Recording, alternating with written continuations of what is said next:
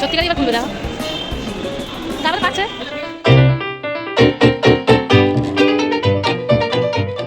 Hello বন্ধুরা, কেমন আছো তোমরা সবাই? আশা করছি সবাই খুব ভালো আছো। নৃত্যায়ন উপু চ্যানেলের আরেকটি ভিডিওতে তোমাদের সবাইকে অনেক অনেক ওয়েলকাম। তো আজকে হচ্ছে 7th অফ জুলাই, আর আগের বছর 7th অফ জুলাই ছিল রথযাত্রা। তো ভাবলাম এই বছর তো সেরকম কোথাও বেরোতে পারিনি, যেহেতু রোমিওর অফিস পড়ে গেছে। সোজা রথ উল্টো রথ দুদিনই ওর অফিস ছিল, তাই কোথাও বেরোতে পারিনি।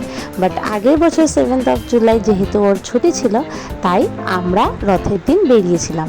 তো সেই দিন বেরিয়েছিলাম, কিন্তু তার আগে কি করলাম না করলাম আর কোথায় বা গেলাম, পুরো ভিডিওটা আজকে ভাবলাম তোমাদের সাথে শেয়ার করি। এক বছর দেরি হয়েছে তো কি হয়েছে, রথযাত্রার ভাইবসটা তো তোমরা একটু পেতেই পারো বলো। আমিও একটু উপভোগ করি সেই দিনের দিনটা তোমাদের সাথে আজকে শেয়ার করে। আর তোমরাও দেখো এক বছর আগে না হয় আমরা কি করেছিলাম। তো সকালবেলা ঘুম থেকে উঠে কিছু জিনিস অর্ডার করে আনিয়ে নিয়েছিলাম, যেগুলো দরকারি ঘরে খুব।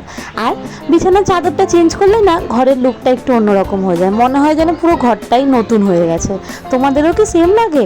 তো আমার তো এটা দরকার ছিল, যেহেতু আগে যেটা পাতা ছিল চাদরটা সেটা একটু নোংরা হয়ে গেছিলো, তাই এই চাদরটা পেতে নিলাম। আর এই দেখো এত কিছু বেরিয়েছে, এগুলো সব এবার কাছাকাছিতে যাবে। তারপর এই ঘরে সব কিছু সেরে, যেমনটা তোমাদেরকে বললাম একটু আগে, বেরিয়েছিলাম। হ্যাঁ, একেবারে রেডি হয়ে চলে গেছিলাম রথযাত্রার এই উৎসবে সবার সাথে একসাথে তালে তাল মিলিয়ে চলতে। তো এই প্রথমবার আমি দিল্লি এসেছি, এখনও পর্যন্ত 7.5 বছর হতে চললো, কিন্তু আগের বছর আমি ফার্স্ট টাইম রথযাত্রায় যোগদান করলাম। তো রোমিওকে জিজ্ঞাসা করলাম, তুমি কি এর আগে কখনো এসেছো? ও ঠিকভাবে বলতে পারলো না, মানে বুঝেই গেলাম যে হয়তো যদি এসেও থাকে সেটা অনেক আগে, ওর ঠিকমতো মনে নেই। আর যদি না এসে থাকে তাহলে তো আর কি বা বলবো, ওই জন্য ও কিছুই বললো না। তো মিষ্টির তো এটা প্রথম, আমারই যদি প্রথম হয়ে থাকে তাহলে তো মিষ্টি জানেরও প্রথম হয়ে থাকবে। আর ভিডিওতে দেখে বুঝতেই পারছো কত লোক, আমি একা নয়, রোমিও একা নয়, দেখো বাবাও আছে সাথে। আর এখানে কত লোক। আসলে আমরা গেছিলাম রোহিণীতেই, আমাদের ঘরের থেকে একটু দূরে, এই 15 থেকে 25 মিনিটের মধ্যে দূরত্বেই একটি জগন্নাথ দেবের মন্দির আছে, সেখানে গিয়েছিলাম। আমার এটা তো ফার্স্ট টাইম ছিল, এর আগে আমি এই মন্দিরটাতেও কোনোদিনও আসিনি। রথযাত্রা দেখা তো অনেক দূরের কথা। সেদিন গরমটা অনেক বেশি ছিল, মন্দিরটা ঘরের কাছে হওয়ার সুবাদে যেতে পারলাম মিষ্টিকে নিয়ে, না হলে যা ভিড় হয়েছে দেখতেই তো পারছো। এর থেকে আরও যদি দূরে কোনো মন্দিরে যেতাম তাহলে কি জানি করতাম কে জানে। আর দেখো এই রকম পরিবেশ কে না চায়, তাও আর রথযাত্রার দিনের মতন একটা শুভ দিনে। কলকাতায় থাকাকালীন তো অনেক উপভোগ করেছি, কিন্তু বিয়ের পরে লাস্ট ইয়ারই ছিল প্রথম। মনটা এত সুন্দর হয়ে যাচ্ছিল, আবার সেই পুরনো ছোটোবেলার রথযাত্রার দিনগুলো মনে পড়ে যাচ্ছিল, যখন সেই আমিও ছোটোবেলায় বাকি বাচ্চাদের মতো রথ নিয়ে বেরোতাম রাস্তায়, আর সবাই জগন্নাথ দেবকে প্রণাম করে আমি সবার হাতে প্রসাদ দিতাম, সবাই আমাকে 1 টাকা 2 টাকা করে দিত। আর এই সব করতে করতেই আমাদের মিষ্টি রানী তো কুপোকাত, উনি আর জেগে থাকতে পারলেন না, ওনার যে সময় হয়ে যাচ্ছে ঘুমোনোর, ইচ্ছা খুব ছিল যে মিষ্টি একটু রথের দড়ি টাচ করুক, একটু ওর হাত দিয়েও ঠাকুর এগিয়ে চলুক বাকিদের মতো, কিন্তু না, ও পারল না। ভেবেছিলাম তখন যে এই বছর নিয়ে যাব, কিন্তু এই বছরও পারলাম না, ঠাকুর ডাকলোই না, রোমিও একটু ছুটিও নিতে পারলো না। তাই ইচ্ছা আছে নেক্সট ইয়ার যদি আবার পারি। বাবাকে দেখেছো একদম দড়ি দুটোর মাঝখানে, ওই একটু মেম্বার হওয়ার সুবাদে বাবা ঢুকে পড়েছে। তো আমি আর রোমিও তো এই সুযোগ ছাড়বো না, যখন রথযাত্রায় যেতে পেরেছি তো দড়ি ধরে মারবো তো টান আমরা বটেই। তো আমরাও দাঁড়িয়ে পড়েছি বাকিদের মতন। গরমে বেহাল হয়ে যাচ্ছিলাম, কিন্তু রথ তো আমরা টানবই, এতদিন পর আমরা সুযোগ পেয়েছি। হ্যাঁ, রোমিও কি করেছে আমি জানি না, কিন্তু আমার তো অনেকগুলো বছর পর ফাইনালি ঠাকুর রেডি সবার সাথে যাওয়ার জন্য।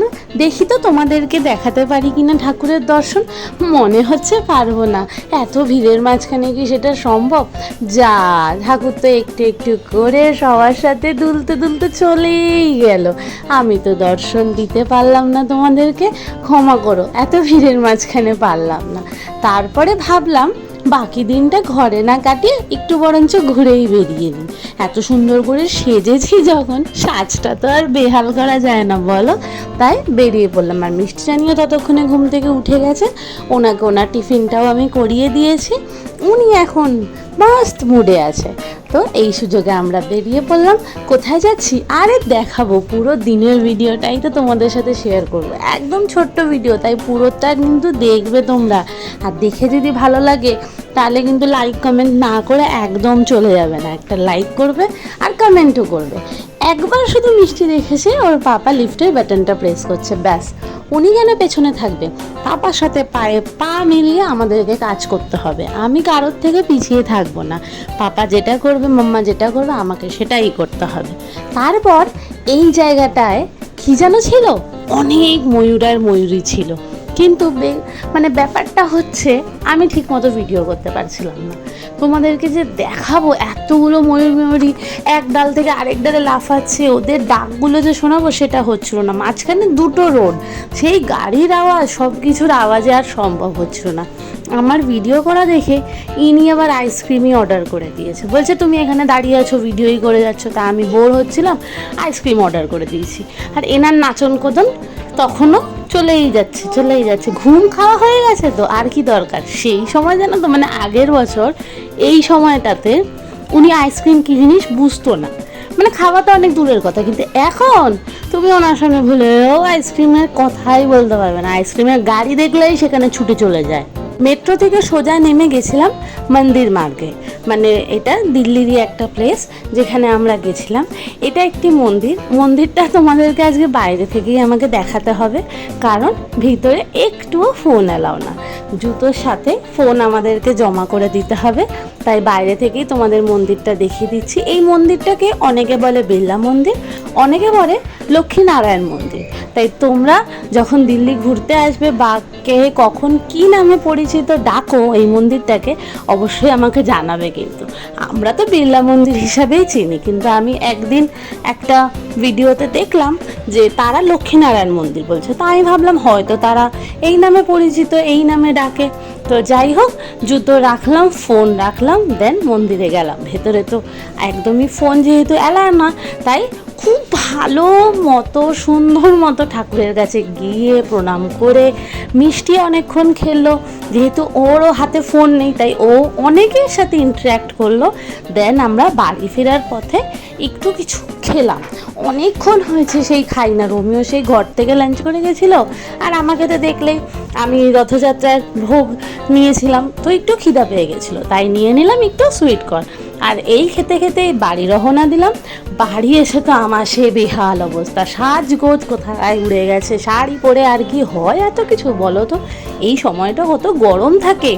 আর তোমাদেরকে দেখাই, আগের বছর আমি রথযাত্রা উপলক্ষে এই পেন্ডেন্ট আর ইয়ারিংয়ের সেটটা নিয়েছিলাম।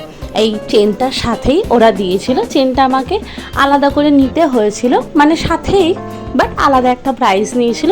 আর এই আংটিটা রোমিও আমাকে আগের বছর জন্মদিনে গিফট করেছিল। আমি তো ফ্রেশ হতে গেলাম, এই মেয়ে ফ্রেশ হচ্ছে না। এনার তখন একটা আলাদাই খেলা চলছে, মানে যত রাত বাড়ে এনার এনার্জি বাড়ে। জানি না বাবু, বুঝি না কেন এটা চলেইছে, মানে আমার তো অবস্থা বেহাল হয়ে যাচ্ছে। ও এখানে কি করছিল বলো তো, ওর যতগুলো বল ছিল ও একসাথে সবগুলো বল ওর হাতের মুঠোয় নেওয়ার চেষ্টা করছিল, যেটা কিনা ও একদমই পারছিল না বলে আরও রেগে যাচ্ছিল। বারবার চেষ্টা করছিল, যেটা দেখে আমার খুব ভালো লাগলো যে ও বারবার চেষ্টা অন্তত করছে, হাল ছেড়ে দিচ্ছে না। রেগে যাচ্ছিল কিন্তু হাল ছাড়েনি। তো চলো, ওর খেলা তো এরকম চলতেই থাকবে। আমি ফ্রেশ হয়ে আগে ওকে খাইয়ে দিই, তারপর আমি খেতে বসবো।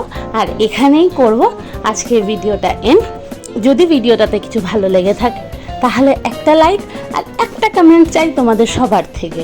যারা যারা দেখছো, একটা লাইক একটা কমেন্ট তো করাই যায়। একটা ছোট্ট ভিডিও তোমাদের সাথে শেয়ার করলাম, প্রথম থেকে শেষ পর্যন্ত আশা করি তোমরা দেখবে। তো চলো, সবাই ভালো থেকো, সুস্থ থেকো। দেখা হবে খুব শিগগিরই নতুন আরেকটা ভিডিওতে। Tata, bye bye.